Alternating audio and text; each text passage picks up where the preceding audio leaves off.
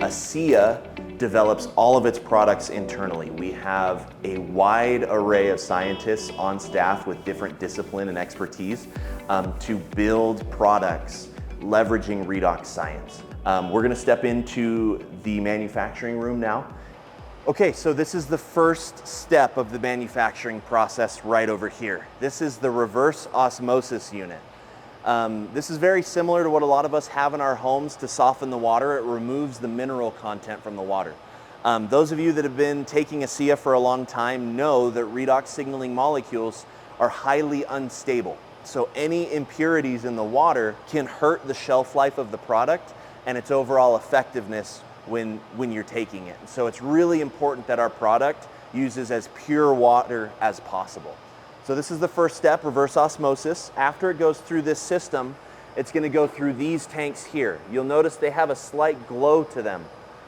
This glow is coming from a UV bulb that emits UV light to eliminate any possible bacteria growth in the water. We'll go to the next step here after these tanks. Okay, so after the water has gone through the UV treatment within the storage tanks, it's going to pass through this here where the water is further purified. This purification system is called the deionization system.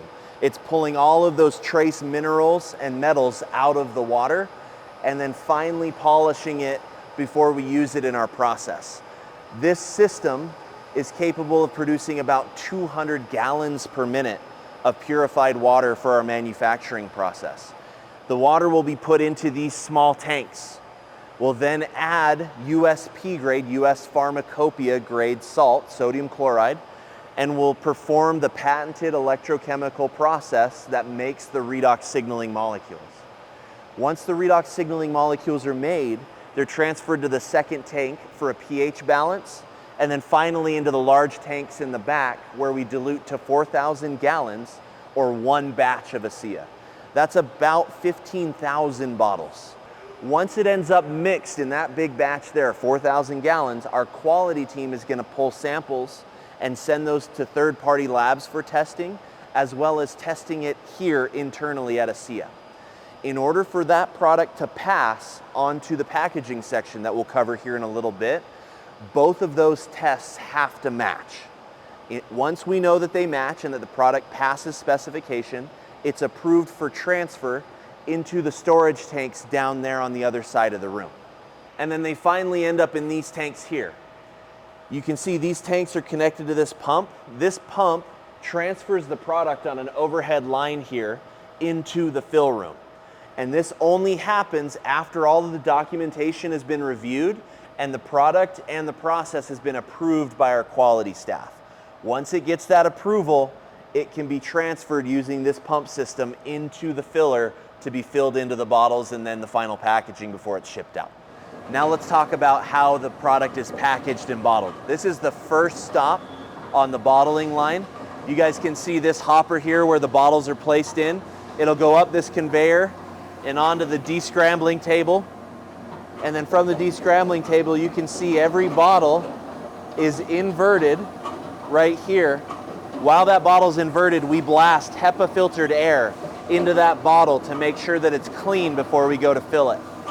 That bottle then passes through and it's placed onto the conveyor and it goes into the fill room.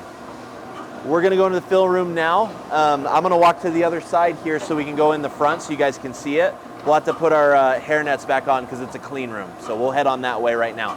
Okay, so where we were just at, you can see the bottles coming on the conveyor on that side there through the wall. They'll go over this bottomless transfer onto this conveyor table, down the conveyor belt and into the fill machine. So the fill machine is capable of filling about 45 bottles per minute. It's being fed right now on this overhead line from the manufacturing room. We talked about those holding tanks a little earlier. We fill, again, 45 bottles a minute is a good run rate for us. We fill 6 bottles at a time using a piston system filler. Once the bottles are filled, they'll go through, you can see right here the capper where they'll get the caps on the bottles. You can see the caps flowing down right there during the track. If you guys come to the other side, you'll be able to see it kind of get applied. So if you look right there, you can see the bottles coming out with their cap, and then they go through this photo gate right here that will check if the cap is on there tight and level. It's going to go over this bottomless conveyor where we print the lot code and expiration date on the bottom of the bottle. The bottle then runs more conveyor to a timing cork screw here where the sleeve is inserted over the outside of the bottle. So here's where the bottles are coming out from that fill room. They're going to pass through this steam tunnel here. The steam is going to shrink that sleeve around the outside of the bottle. You can see it comes out here tight around the outside of the bottle. We'll blow off the excess condensed steam off the bottle to make sure it's dry. The cap passes through one more heating section to make sure that it's good and tight around the cap. We use the sleeve as the tamper-proof evidence portion of the packaging, so we want to make sure that that neck is really tight on top of the cap. You'll notice there she's checking every bottle to make sure it's got a lot code and an expiration date, and that the product is in the bottle, that it's not an empty bottle that we're shipping out. The boxes will go through our taper here to close up the box. The palletizer is going to take individual rows of boxes, and as it builds that pallet, it's going to shrink wrap the pallet and then kick it out onto this roller system when it's done. And then our warehouse staff can pick up that pallet and prep it for shipping to whatever country or destination it's headed towards.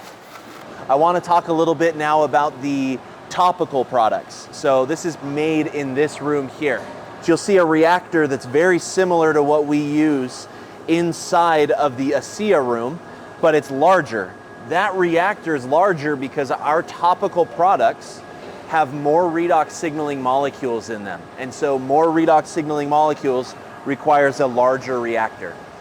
Once those redox signaling molecules are made, they're mixed in with those other ingredients to make our product. Once the product is finalized, once it's done, the quality team will take a sample, just like we do with the ASEA Redox supplement, and we'll send it to a third-party lab for testing, and they will validate that those products pass all of our high standards for product quality. Once the product has been passed by both our internal quality team and the third-party lab, the product is transferred through the wall here into these fill rooms. You guys can see we're running RENU28 right now. It's coming off of that machine, and we'll go inside here in a sec so you can get a close view of it. Here is how the tubes come to us in these little flats from our manufacturer. They make our tubes for us. The operators will take a sleeve of this and they'll throw it up into this load boy here that will supply the tubes to the fill station. So this machine comfortably runs at about 37 tubes per minute. You can see how fast it's able to pull those tubes from the load boy to continually feed the tubes. This machine here is pulling product from the storage tank that has received the product from the manufacturing room behind. So you guys can see the tubes coming off of the conveyor right here. There's a check station that Ed will be periodically weighing the tubes to make sure that they pass fill inspection. Okay, so here's the conveyor belt where the RENU28 is coming out from the machine in the fill room. These ladies here are cartoning for us, inspecting the tubes before they go into the cartons. After the tube has been placed in the carton, that carton's going to run underneath a printer here where we'll print the lot code and the expiration date. It goes across to check weigh here where it's once again weighed. If the product does not have enough or has too much product in it, it will be rejected into this bin here. It's then finally grabbed by these two here and placed into the boxes and palletized for shipping. REDOXGold has been an amazing new product for us here at ASEA. It has revolutionized the way that people manage their discomfort and recover after workouts and exercise.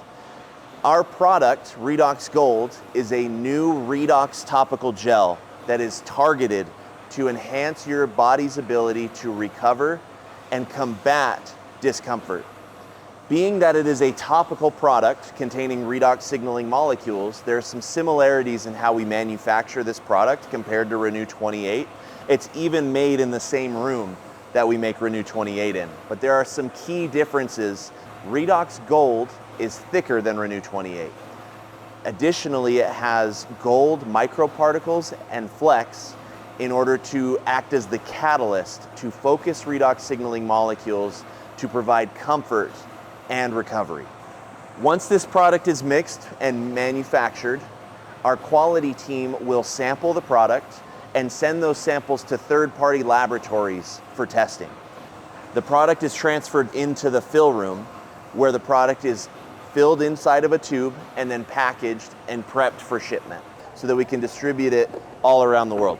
Every single process that we have gone through today is closely controlled and audited regularly by agencies that issue certifications for this facility. This Redox Center is an NSF certified FDA listed facility, and the quality of our product and our production facility shows that. Thank you so much for coming on this tour with me today to take a look at how we manufacture life-changing redox-based products.